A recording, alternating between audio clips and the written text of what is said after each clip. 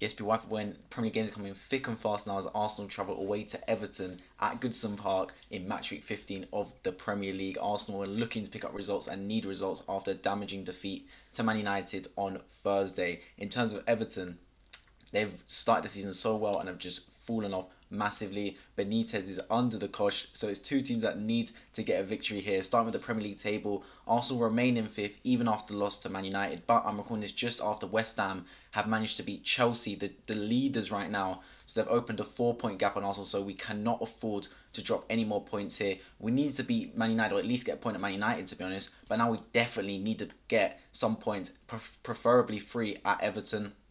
Everton themselves, like I said, started so well, have cooled off massively. They are in 14th now, 15 points after 14 games. Not a great start by any means for Everton. And Rafa Benitez as well, who is an experienced manager. They're losing games for fun, to be honest. They got absolutely smoked by Liverpool in the Merseyside derby at their home as well, Goodison Park. So any Arsenal fan that think this is going to be a good game looking at that, that was probably the worst thing that could happen, because now Everton need a reaction. Both teams need a reaction, to be fair. Is both teams playing for points and needing points badly. In terms of team news, starting with Everton's team news, Rafa Benitez has revealed that Yerry Mina and Solomon Rondon could feature on the weekend. Solomon Rondon came off injured around the 60th minute, but he's looking to get... It was only a slight knock, so he could be in contention still. Yerry Mina as well, he had a long-term injury, but he's back. Dominic Calvert-Lewin is not back yet, thankfully. We've actually been linked to Dominic Calvert-Lewin. He's saying that Arsenal could make a move for him in the summer. I'm not too sure about that. Might make a separate video on that one. But he's not going to be playing on Monday. Andre Gomez is fit, and Tom Davies remains out with a knee injury. But Mason Holgate is back after his 3-game suspension. In terms of Arsenal's team news, Kolasinac is still out, Xhaka is still out, but everyone else is in contention. In terms of the game itself, it's being played on Monday, the 6th of December, an 8 p.m. kickoff, shown live on Sky Sports. So it's the last of the week's games. Normally we've been playing first in the week, Arsenal, so like we've been playing around the 12:30 time. So we get our game out the way and then look at the other teams. This time, every team's played before us, so we've seen what every team's about, and we need to end the season, end the week on a strong note, or end the match week in a way on a strong note, especially with teams around us picking up points.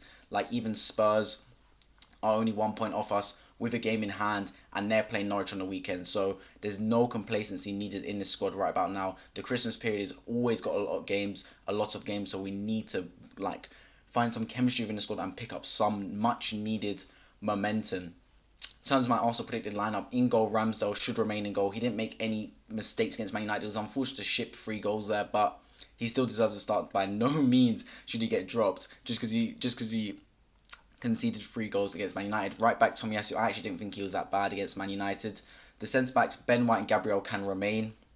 For me, equally, I don't think the centre backs were at fault mostly. I think it was more like the wide, kind of the left. It was Tavares at left back, and the centre mids just didn't provide enough cover.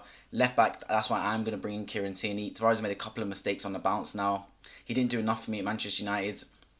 He wasn't explosive enough with the ball. We didn't play to his strength, so Tierney needs to come back in. Give Tierney a chance again. We're forgetting how good Tierney actually is just because Tavares has been playing so well. Sentiments-wise, Partey can start for me.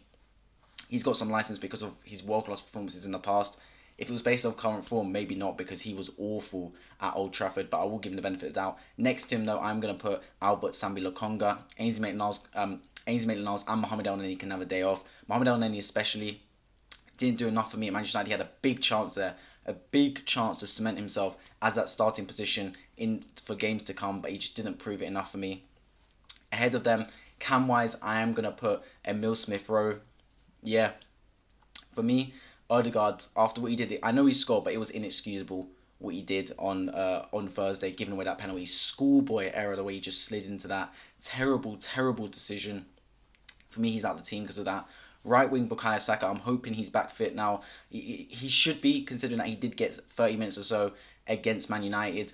For me, he didn't look sharp, Saka, there, but he will be now, because it will be a good week since he got kind of injured against Newcastle, so he should be fine to go. Left wing Martinelli 100% deserves to start. Don't tell me any other way. He was our best player at Old Trafford.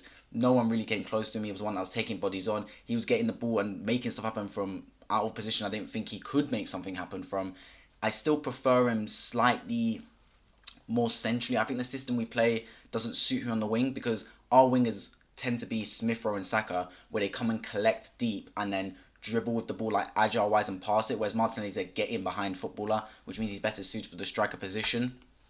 But left wing, I think he will be alright. We could play a little bit of counter attack on occasion against Everton. And striker for me, Lacazette. Aubameyang, I wanted to drop him against United. Arteta didn't do it. He has to drop him now because Aubameyang has been terrible. Terrible. It might shoot his confidence, but to be honest, how much lower can his confidence go? It's not like his confidence is up there. His confidence is down here. If anything, if he's really about it, Aubameyang, if he gets dropped, it will shoot his confidence up in terms of he needs a reaction then. Because right now he's just settling. He's just coasting. He's coasting, like he's performing badly, but there doesn't seem to be any consequence for performing badly. For me, in a top side, if you don't score goals as a striker for 3 games, 4 games and do nothing, you have to get dropped. And we're just giving him the benefit of the doubt because he's the club captain or what, I don't know. Maybe because of his previous history as a striker. For me, look, he's not performing at the moment. You drop him and then you bring him back into the team where maybe Lacazette has a bad performance and see if he performs then. Either way, we need a striker, preferably in January, but it's hard to do that. But we do need a striker. That is one of the most it's the biggest hole in the team for me, because Aubameyang is not delivering one way or another. So Lacazette for me is going to start up top. No Nketiah because he refused to sign his contract, and Balogun I think is a bit early for him to start in the Premier League. We saw that against Brentford in the first game of the season, so I'll give Lacazette a go up there. But yeah, in terms of the game itself, I think it will be a tough game for Arsenal. Make no mistake about it. Don't look at the table and go Everton in 14th. It should be an easy win for Arsenal. Everton need a reaction. They need a reaction badly. Both teams need a reaction, to be fair. But Everton especially, because pressure is mounting for Rafa Benitez. He already had a lot of kind of backlash joining the role in the first place due to his connections with Liverpool, and it's only got worse as Everton are plummeting down this Premier League table and plummeting fast. They need points from somewhere. They got absolutely battered on the weekend against Liverpool, just absolutely ripped to pieces at times. Like in that first half, it was just like Liverpool literally one ball over the top and they were through and scored. Like Everton had no defensive security whatsoever. Few injuries in their squad, yeah, but come on, you need to like have some kind of performances. In terms of the actual how I expect the game to go, I think Arsenal will have more possession. I think Everton will sit in first for the first 10-15 minutes, kind of ride Arsenal out, then start to imprint themselves on the game. What I don't want Arsenal to do is if we go 1-0 up, please don't go back into our shell. We always seem to go 1-0 up and then just accept that we're 1-0 up. Let's hold this out for the game. If we go 1-0 up, I want us to go and kill teams. Yeah, we might end up drawing, but might end up conceding because we're going to finish teams off. But I'd rather that than just sit for 70 minutes. If we score in the 80th minute or something, then you can sit back for 10 minutes because it's 10 minutes. Not sit back for 75 minutes. It's very negative. And it puts too much pressure on defence, because then when we do have to score after they've taken all that time to score, it's like we have to go from ultra defensive to ultra attacking, which you can't flick in a switch. We're not that good of a team to do that. So for me, if we do go 1-0 up or 1-0 down, have the same mentality of attacking the other team. Either way, I'm going to go into my score prediction now, and I do believe Arsenal will bounce back this game. I'm going to go for a 2-0 Arsenal win. I hope it goes in a similar fashion to how we beat Leicester early in the season, 2-0. I'm hoping so. Am I confident? I don't know, man. Bounce back ability for Arsenal seems quite good, to be fair. And I feel like we do seem to win when teams around us seem to win. We don't capitalise when teams around us lose or draw, but when other teams win, we seem to keep pace. Like, it would have been perfect to win against Man United on Thursday because West Ham dropped points. Now West Ham won early today. We'll probably win as well just to keep the same distance. We just can't seem to capitalise and make that extra push to jump on top. As always, leave in the comment section down below your thoughts ahead of the game. As an Arsenal fan, Everton fan, or a football neutral, and if you're new and if you enjoy Arsenal and football-related content, please consider subscribing on my road to 700, and I'll catch you guys in the next video.